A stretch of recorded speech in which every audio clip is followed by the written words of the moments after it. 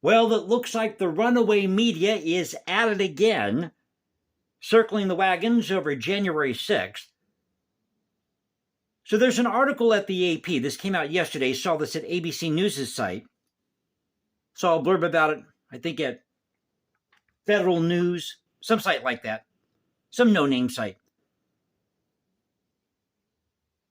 But they call you MAGA supporters. They call you the mob. And this is a story by Lisa Mascaro. By the way, welcome back to the channel, Culture Confederacy here. It's Thursday night. Thank you for watching, subscribing, being a part of this thing we call the Culture Confederacy. So the title of the article, House GOP launched new probe of January 6th and tries shifting blame for Capitol attack away from Trump. You see, because Trump's to blame for all this. Now that you had a whole bunch of goons that got out of hand January 6th, Trump's to blame for this. Now, according to the article, House Republicans launched this reinvestigation, if you will, into January 6th, events of January 6th. And this is being led by Chairman Barry Loudermilk, Republican from Georgia. And Loudermilk has called January 6th a dark day. And one of the things they're focusing on are these pipe bombs. Remember these pipe bombs that were mysteriously placed outside the RNC and DNC? I think it was either January 6th or the night before, day before. They went on to say, we still have many unanswered questions. But as I mentioned, ABC News, the AP, all these other sites, runaway media, they're trying to downplay this.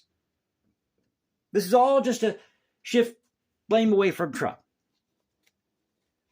As though you Democrats out there aren't guilty of the same thing. Come on. As you know, folks, I think both parties, as I mentioned before, if you want to vote Republican or Democrat, I can respect that. But as far as parties go, the Republicans and Democrats, they're full of crap. Full of crap. Now, of course, they're doing this investigation, and this is a story that's being buried this week. There's a lot of news with Trump and these trials, Fani Willis, lawfare. Got other stuff happening in the news. But they're having these GOP January 6 hearings this week. Now, the article also notes that House GOP members have tried to spearhead this effort to impeach Biden, but that's fallen flat. And according to Speaker Mike Johnson, he said that House Republicans are planning to release a final January 6 report, quote, to correct the incomplete narrative created by the previous January 6 committee. You know, I'm scratching my head here. Because this is $1 late, $1 short. GOP, you rhinos, you had 2 years to hold some type of hearing. You should have done a dual January 6 hearing or series of hearings when we had the other January 6 committee. Could you imagine the ratings with that one? They would have been through the roof. But no, we don't want to do that because we got to take the higher ground. You see, we're the GOP, the Republican Party. We're morally superior to the Democrats. Well, as I mentioned before, you're both full of crap. Now, the article is also claiming that the report's findings are based on conspiracy theories, such as a hangman scaffolding outside the Capitol. Remember that one? But there was no footage of who put it up. We don't know who's responsible for that. And the motives, the formation of this January 6th hearing, these set of hearings. Quote, Democrats wasted no time in pointing the finger at Trump, according to Mike Johnson. Now, on Tuesday, GOP members questioned Capitol Police regarding a bomb-sniffing canine unit which did not initially detect the pipe bombs that were outside the RNC and DNC. Yeah, why was that?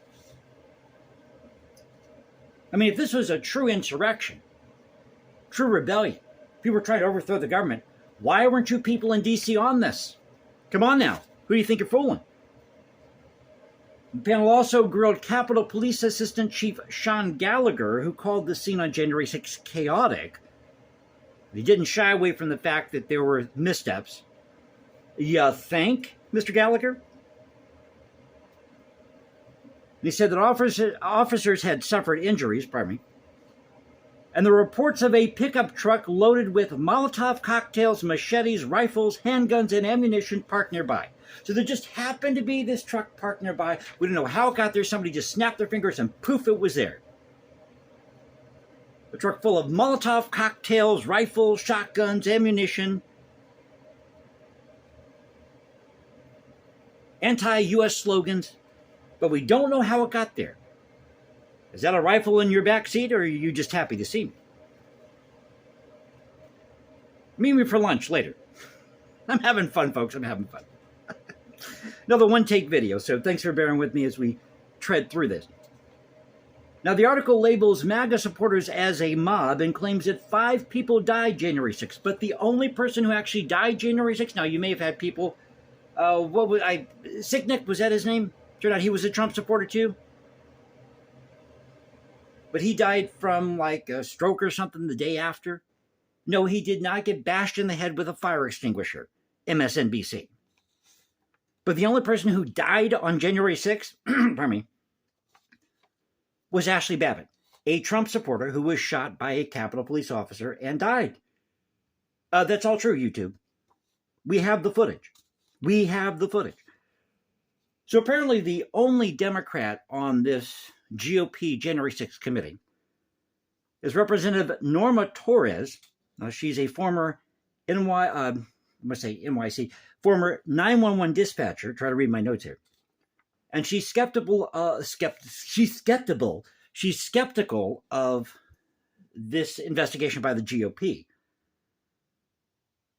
calling it crazy right-wing conspiracies.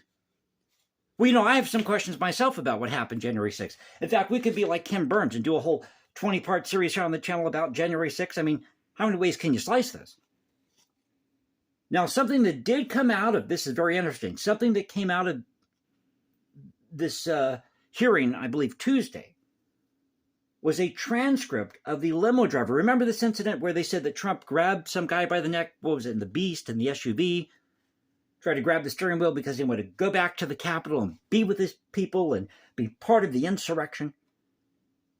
Well, it turns out that this limo driver's testimony contradicts Casey Hutchinson, who testified before the January 6th committee 2 years ago, claiming that Trump grabbed this guy by the neck and then tried to grab the steering wheel to be with his people and engage in the insurrection. Talking about his comments that they're going to fight like hell, and there are clips out there of Democrats saying the same thing.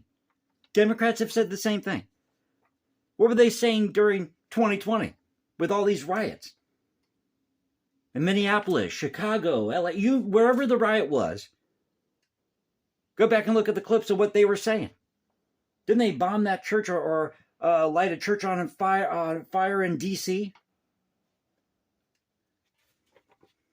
What about the courthouse in Portland? Oh, that was just them expressing themselves. You have to give them room to loot and riot. As I said, one-take video. So that is the latest story that's being buried this week. Thought I'd let you know about it. They are having these GOP January 6th hearings when these doofuses in D.C., these rhinos, should have done this 2 years ago. So I hope you enjoyed the video. If you did, you know what to do. You can also follow me on Instagram, #JasonComposes, because I write music in my spare time. Or find me at X, Culture Confederacy, at Culture Confed1 on X. This is, almost burped there, sorry. This is the Culture Confederacy saying peace out. Hey, I'm only human, okay? This is the Culture Confederacy saying peace out. Stay safe, everybody. God bless this thing called the United States. And you know how we do it here. This is where the past crashes with the present. I'll catch you next time. And you all have a great Thursday night.